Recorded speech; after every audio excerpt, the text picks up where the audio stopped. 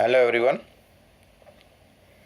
In the earlier videos of this chapter number 2, biological classification, I have discussed about various classification methods or systems and the system that was developed and proposed by R.H. Whitaker, that is called as five kingdom classification. According to that, the first kingdom, that is kingdom Monera, I had discussed in the last video. In this video, I am going to discuss about the second kingdom, that is kingdom Protista. Now, the members of this kingdom are unicellular and they are eukaryotic, means they are having single cell. So that's why it is unicellular, and plus they are having well developed nucleus. Due to that, they are eukaryotic, means here the organisms which are unicellular and eukaryotic are included under this kingdom Protista, and they are primarily aquatic. Aquatic means their habitat is water, that is aquatic. The boundaries of this kingdom are not well defined. What does this mean?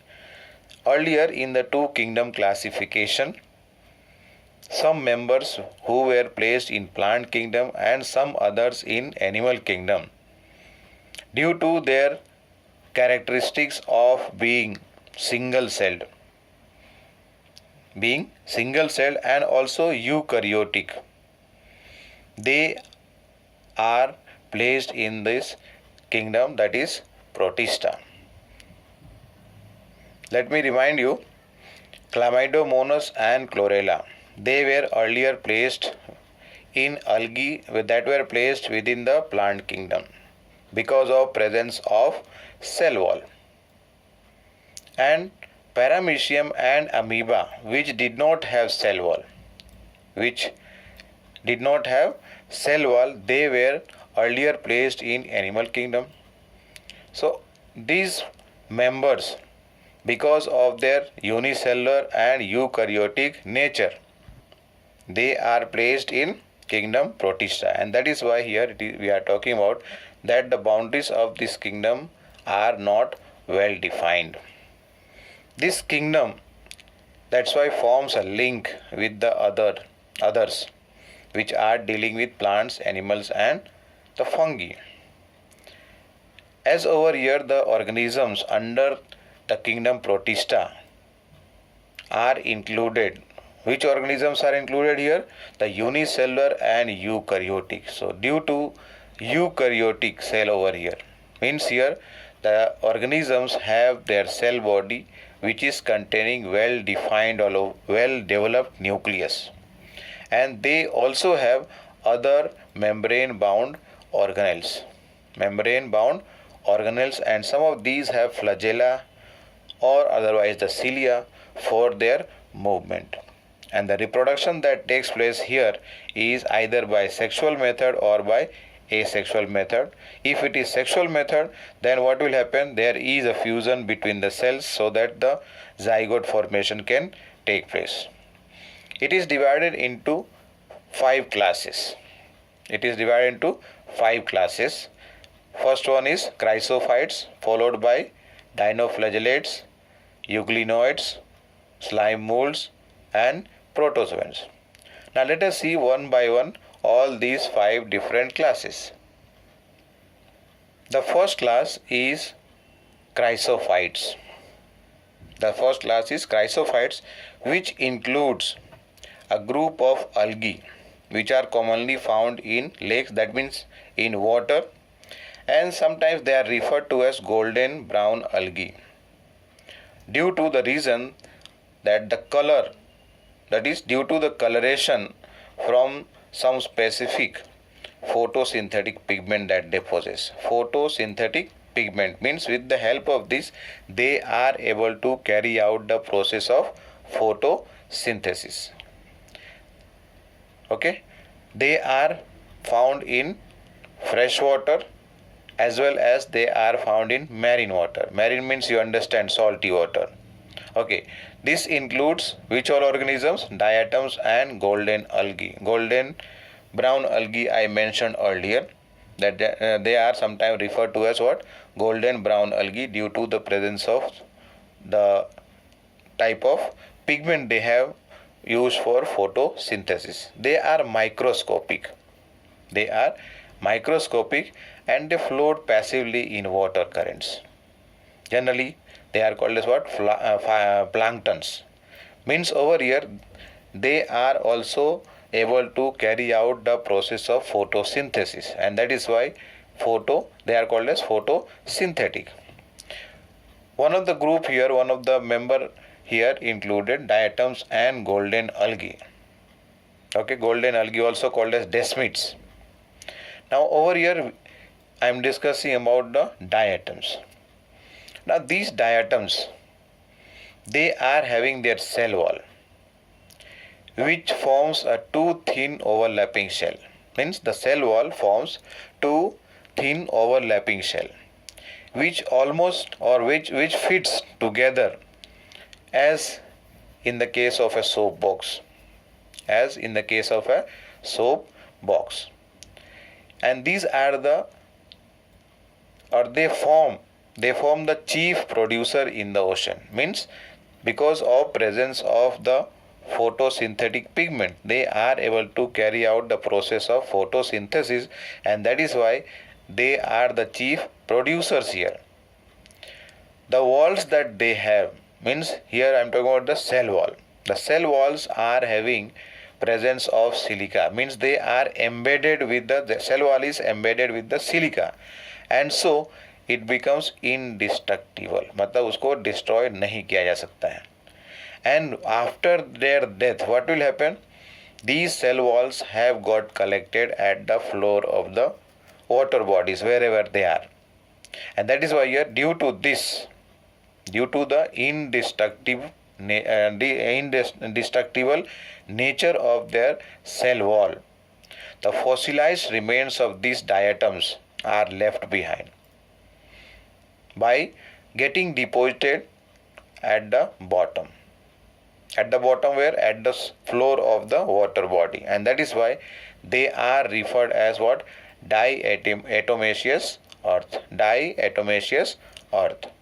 Now this soil which is found at the bottom, they are gritty, थोड़े दाने type के होते हैं, कैसा रेती का होता है, sand.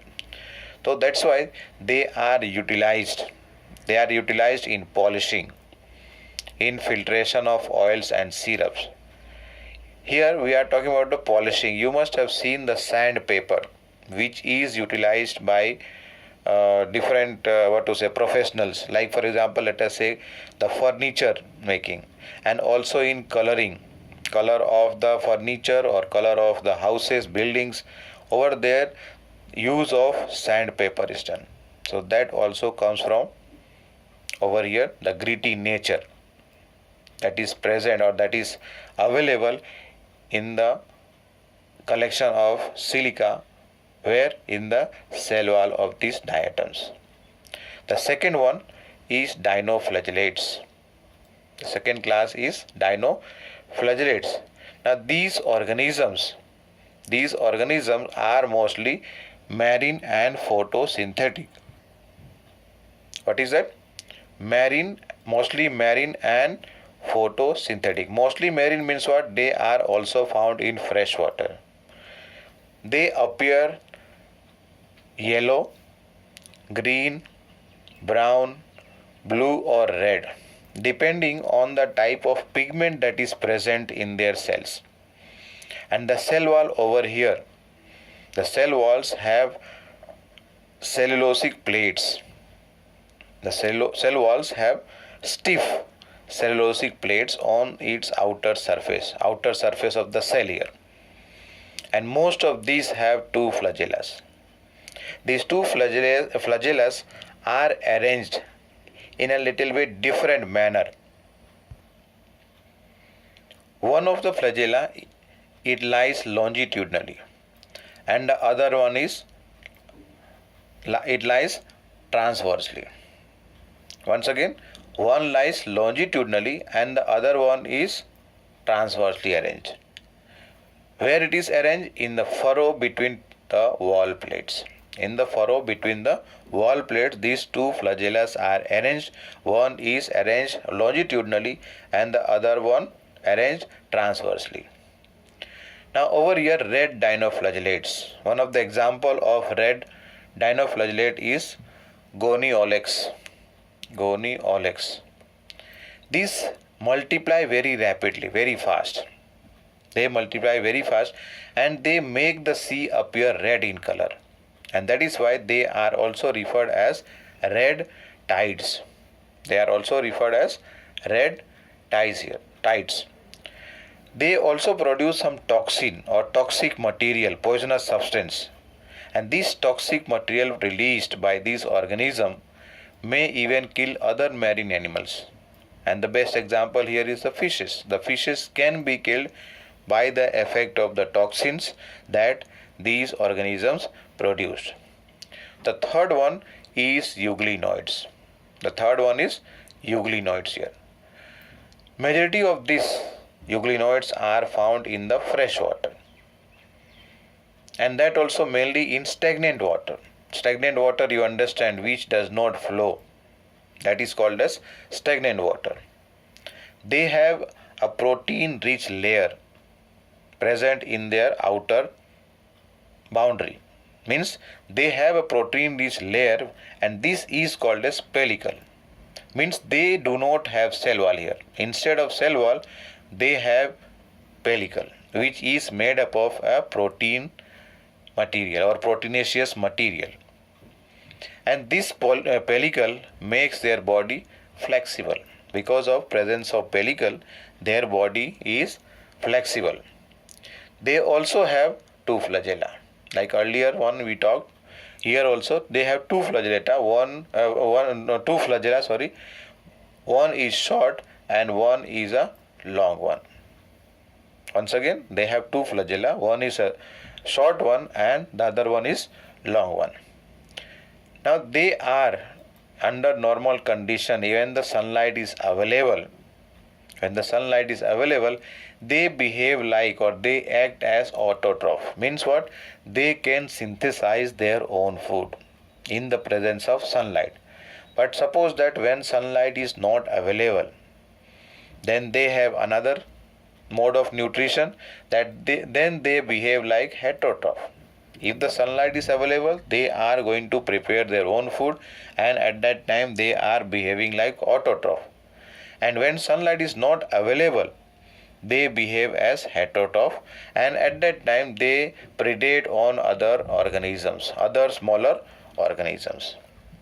And the pigment that they have for the purpose of photosynthesis, it is similar to those pigments that are present in higher plants. We will be studying about chlorophyll A, chlorophyll B, different types of chlorophylls we will be studying. At that time we will come to know what are the chlorophyll or the pigment present in higher plants. Coming to the fourth class, that is the slime mold. They are saprophytic.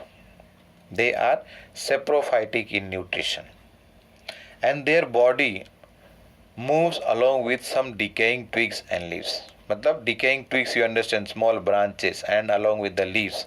Their body moves along with these decaying twigs and leaves, and they engulf the organic material that is present around them. Engulf, you understand, they ingest. And under suitable condition, they collect or they aggregate together, and they are called as plasmodium. Once again, under suitable, when certain conditions are suitable, they form an aggregation. Means so many collect together and they are called as plasmodium, which can grow over a large area and which can grow and spread over several feet. They can grow and spread over several feet. And when unfavorable conditions are available, means the favorable condition na ho to, so that will be just opposite of favorable here. So under unfavorable condition, these plasmodium that we have discussed earlier, these plasmodium, they differentiate to form some fruiting body, fruit like. structure, and inside these fruiting bodies they form spores. At the tip of these fruiting bodies they form spores, and these spores are very much resistant because they have a true wall, means it is covered by a wall layer which makes these spores very much or extremely resistant, and these resistant walls make them capable of surviving for a long time even under harsh condition or even under adverse conditions. Very different type of character over here. These offered by presence of this wall. Okay, and the last point here, the spores over here are dispersed by air currents, means along with the blowing wind. What happens here? These spores can be carried from one place to another.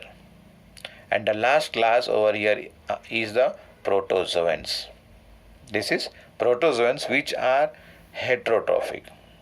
They are heterotrophic and they live their life as either predator or parasites. Predator means they feed on other organisms. Parasite means they derive their food or otherwise the nutrition from some other living organisms. And they are also believed to be primitive relative of animals. Means over here primitive relatives of animals.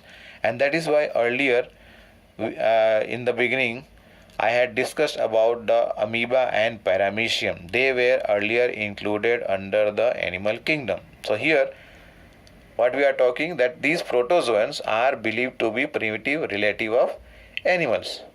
Now here there are four major divisions, four more groups which are included under this. Four major groups under protozoans. One is amoeboid protozoan. They are amoeba-like. And then other one is flagellated because of presence of flagella. Third one is ciliated due to presence of cilia. And the last one is sporozoans. Now first one here, amoeboid protozoans.